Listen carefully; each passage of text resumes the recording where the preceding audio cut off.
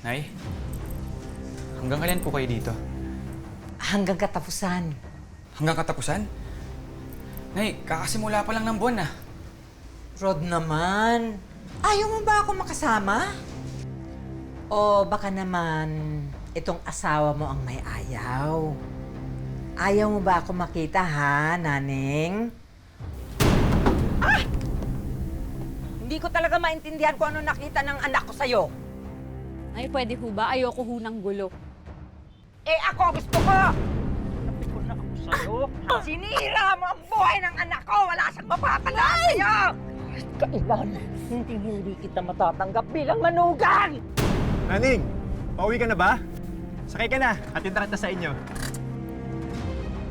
Sinasabi ko na nga ba eh, may tinatagong baho itong si Naning. Tama ang hinala ko, may ibang lalaki siya. Makakarating ito kay Rod. Sabi ka nga sa akin ng totoo. Anak ko ba talaga si Jek? Rod, ano man nangyayari sa'yo? Bakit nagsasalita ka ng ganyan? Totoo ba? Totoo ba? Pa-DNA test mo na yung anak mo para matapos na to. Sir, nakakahiya naman po. Maabala pa kayo. Gusto ko rin matapos ng chismis na to. Ayan na, Naning. Oh, yan yung ganti mo sa binan mong impacta. Eto mas healthy, oh.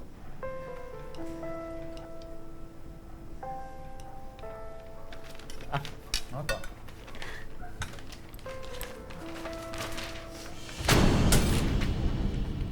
Ano to? DNA test result. Patunay na mali ka. DNA test ka? Oo. Naalala mo nung kinuna kita ng buhok? Tinuloy ko yung pagpapa-DNA. Puro ka talaga kalokohan, no? Para lumabas na yung totoo! Rod, sirang-sira na ako sa mga tao. Dahil dyan sa chismosa mong nanay.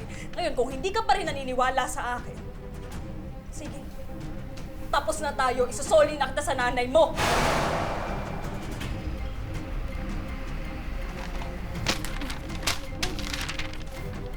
Tignan mo. Basahin mong mabuti dahil patunay to na anak naman talaga ni Rod si Baby Jack. Kaya hindi mo na ako masisiraan dahil nandito na yung totoo. Kaya utang na loob, tigilan nyo na yung paninira sa akin. Saksak mo to sa baga mo! Ha? Kahit ilang DNA test pa ang ipapagawa mo, hindi kita matatanggap. Hindi kita magiging pamilya. Ilusyonada ka. Ilusyonada ka. Manigas ka. Sambit ka lang sa buhay namin ng anak ko. Ay, tama na! Bitiw mo si Naning. Lubayan mo na kami! Ay, mahal kita bilang isang ina. Pero may sariling pamilya na ako. Sila ang responsibilidad ko. Kaya sa pagkakataong ito, sila ang pipiliin ko. Anak, ako ang nanay mo. Ako ang nagluwal sa'yo. Ako ang nagpakahirap buhayin ka. Anak mo pa rin ako. At nanay pa rin kita. Pero kailangan ko maging tatay at asawa sa pamilya ko.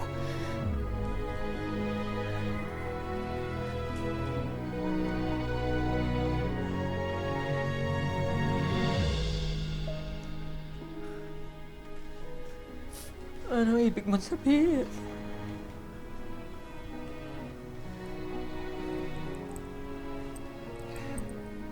Ay,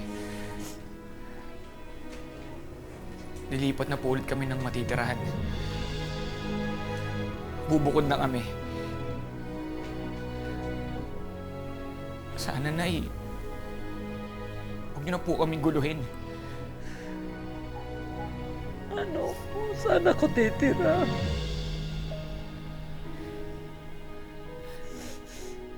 Nakapag-advance na po ako dito sa apartment. Gamitin niyo po muna. Lilipat na kami ng mag-ina ko. Oras na para ang pamilya ko naman ang piliin ko.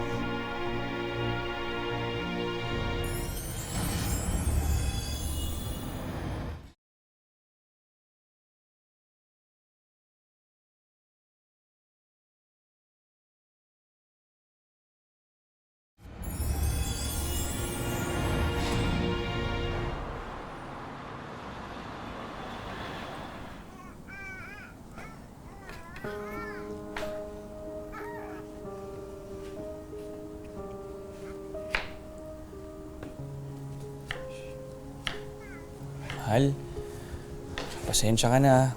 Mas maliit na apartment yung nalipatan natin. Okay lang. Wala man tayo magagawa eh.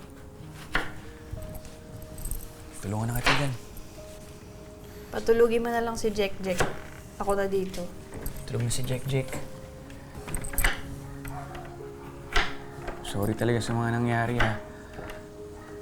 Sa lahat ng mga nagawa ko sa'yo. Alam ko na madami akong pagkukulang.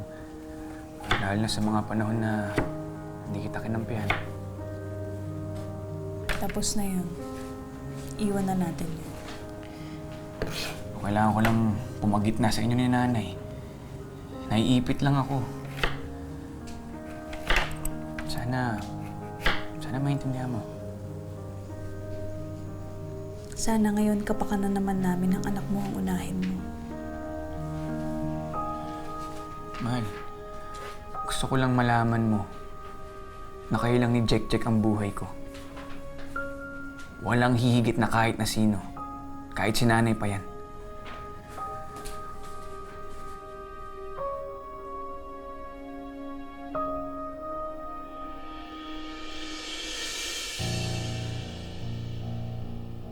Kasalanan ito ni Naning eh. Binilog niya ang isip ng anak ko. Alam mo nga, Mari, tigilan mo na yung paghabol kay Naning. Dapat mo na sigurong tanggapin na siya ang pinili ng anak mo. Hindi mo alam ang sinasabi mo. Wala ka kasing anak. Matandang dalaga ka eh. Kaya hanggang ninang ka lang. Hoy, Seni, iniwan ka nga ng anak mo eh. Gusto mo ba, iwan din kita? Marami akong mga pamangkin dyan ang gustong kumupkup sa akin. Pero hindi kita kailangan. Kasi... Inaano-ano kasi ako eh. Pinapainit mo ulo ko lalo eh.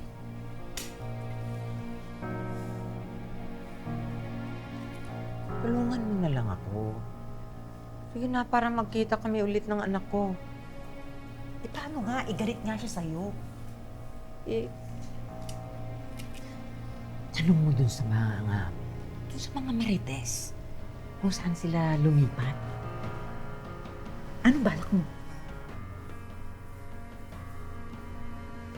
Basta, hindi ako magpapatalo sa kanya.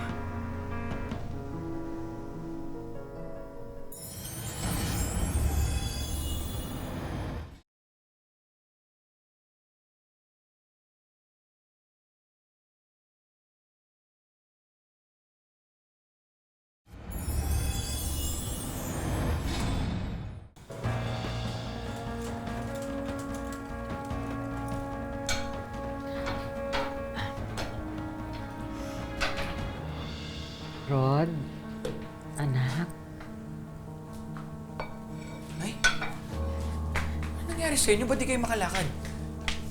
Alam mo, nagkasakit ang nanay mo nung umalis kayo. Nangulila, lalo na sa'yo, Rod. hindi ko kayang wala ka, anak. Kailangan kita. Nay, alam niyo naman kung bakit, di ba? Hindi ko naman gusto na mangyari ito.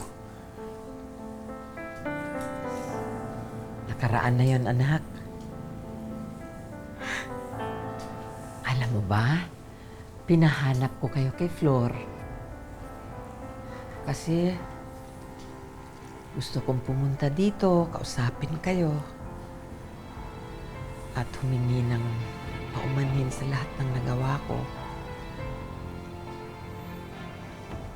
Meron lang akong pakiusap sa'yo, ha? Isa lang.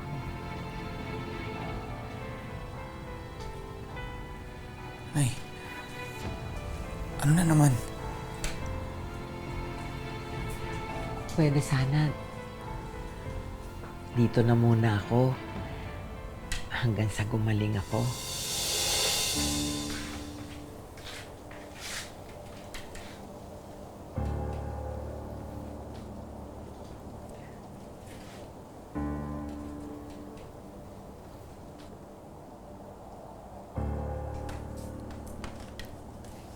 Mahal, ang gagawin natin?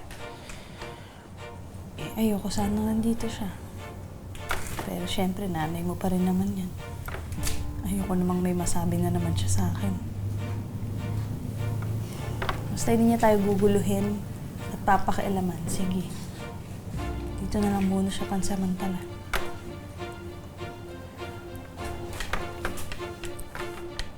Salamat, mahal. Salamat. Naku. Salamat, ha. Salamat, naning.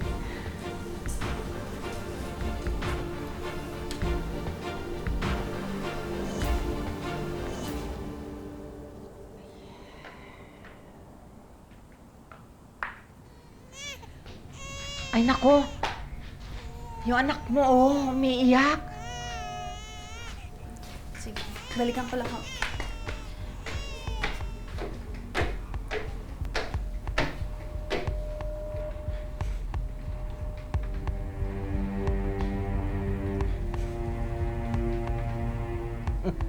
Hindi pa ako tapos sa'yo, naning. Sinihira mo kami ng anak ko. Ito ang dapat sa'yo.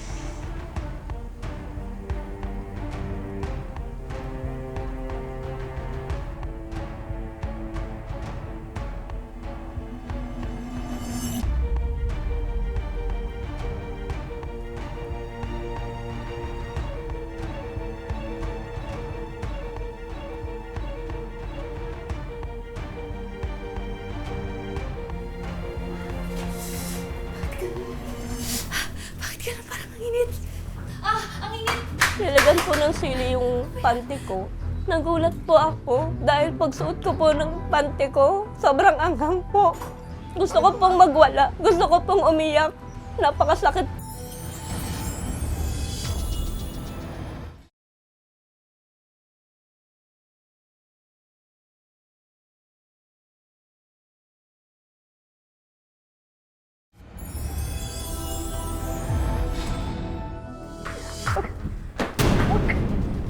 Ikaw naglagay ng sili sa panty ko, no? Nananahimik na ako dito. Ha? Ayoko nang magkagulo tayo dito sa bahay natin. Ha? Kaya tigilan mo ako. At saka wala ka namang ebidensya. Meron ba? Asa?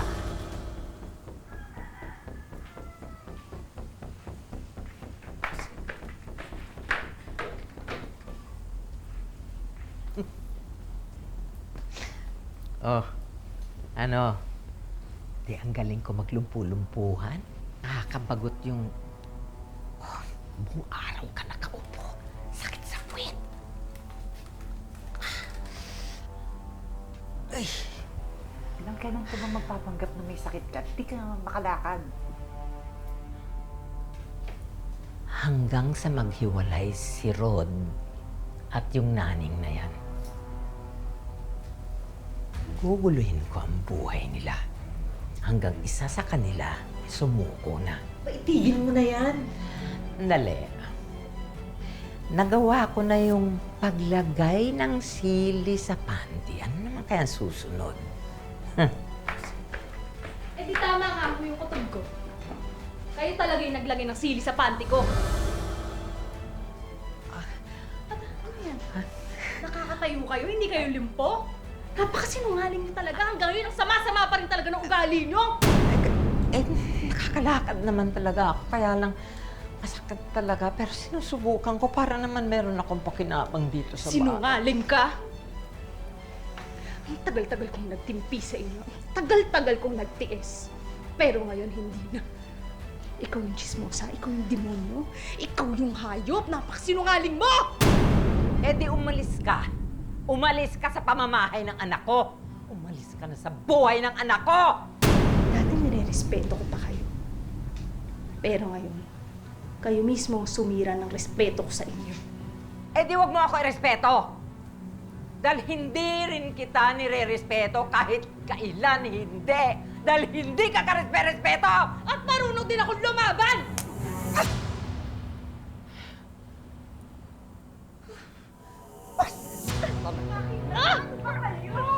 Bastos ka! Bastos ka talaga!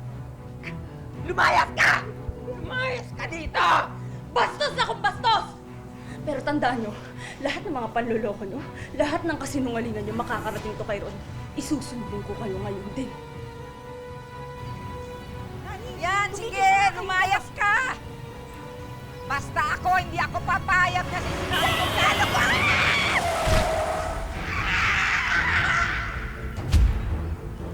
Nay! Sammy!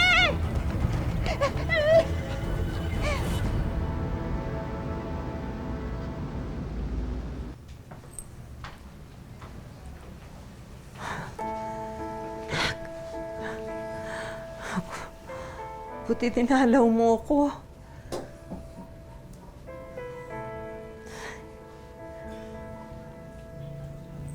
Nakausap ko na yung doktor nyo. Sa makalawa, makakalabas na kayo.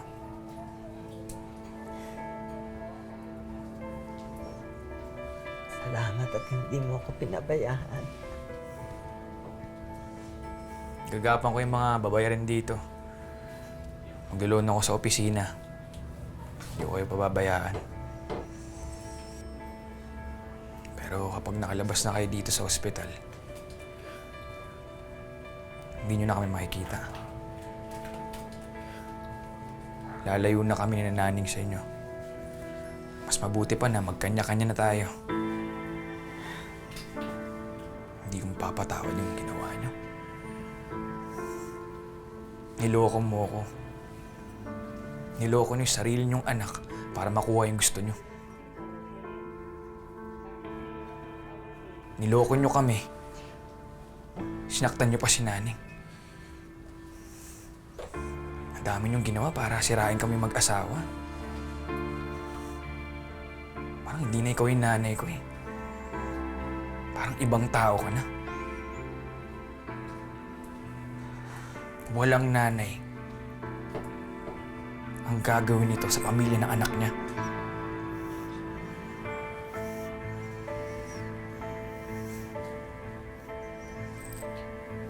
Hindi ka na. Ha?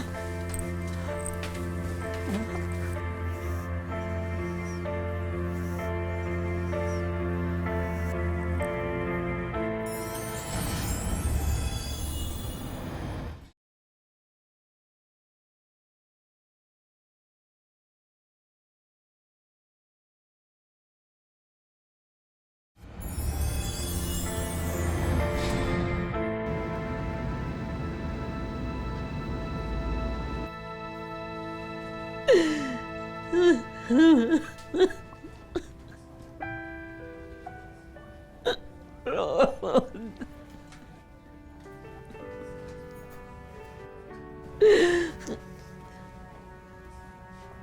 Danig.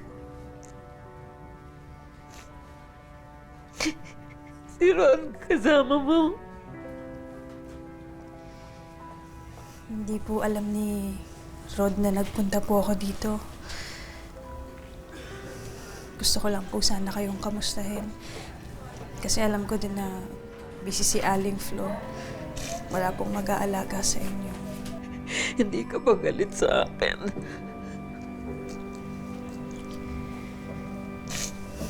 Nagalit po. Pero mas nangingibabaw pa rin po yung pag-aalala ko sa inyo. Lalo pa alam ko mag-isa kayo dito. Mali ako sa lahat ng ginawa ko.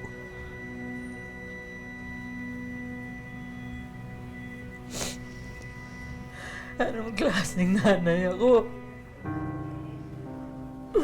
Anong klaseng nanay ako? Hindi kayo masyado kumalaw.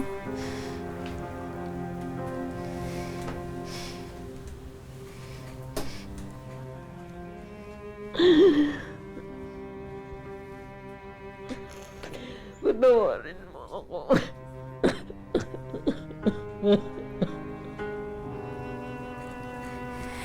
Tama na po. Patawarin mo.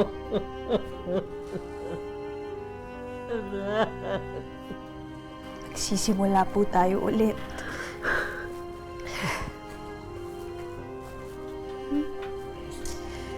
Aayusin po natin to. Hindi pa po huli ang lahat.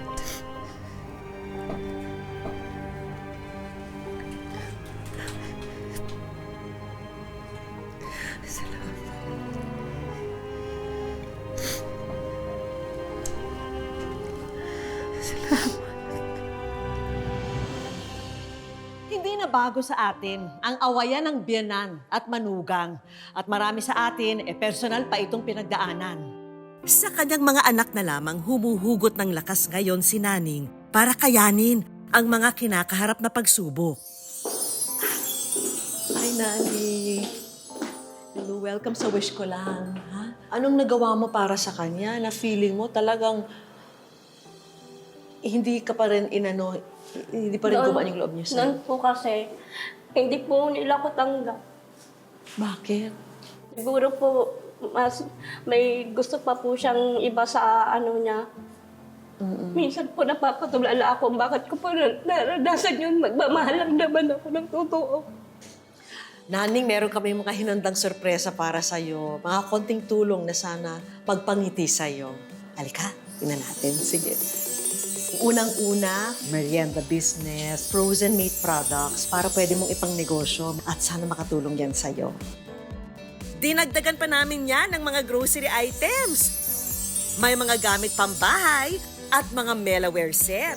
Alam naming meron ka pang maliit na baby kaya naman magagamit mo itong bagong crib. Sana magamit mo ito lalong-lalo na sa mga bago mong negosyo. Buksan mo. Yan! Meron kang brand new cellphone. Sana magamit mo rin sa mga negosyo mo. Hindi pa riyan nagtatapos ang aming sorpresa para kay Naning. Para naman makapag-relax siya kasama ang kanyang pamilya, isang staycation package na pwede nilang ma-enjoy. Siyempre, para sa anak mo, meron tayong educational assistance. Ha? Yan, ha? Oo. At hindi pwede mawala ang Wish Ko Lang savings para makatulong sa iba mo pang pangangailangan. Ha? Nagpapasalamat po ako sa Panginoon. Lalong-lalo po sa inyo, ma'am. Sa Wish Ko Lang, sa buong staff po. Thank you rin, ha? At shinare mo sa amin yung kwento mo, ha? Talagang sana ito na yung maging bagong simula para sa'yo. Ha? At sa mga anak mo rin. Ha? Mga kapuso, meron ba kayong mga wish? Ipadala lang ang inyong kwento sa aming official social media pages at malay nyo, wish nyo na ang susunod nating tutuparin. Dahil lagi po nating tatandaan, hanggat hindi tayo napapagod, humiling at maniwala, hindi tayo mapapagod lumaban sa buhay. Ako po si Vicky Morales at ito po ang Wish Ko Lang.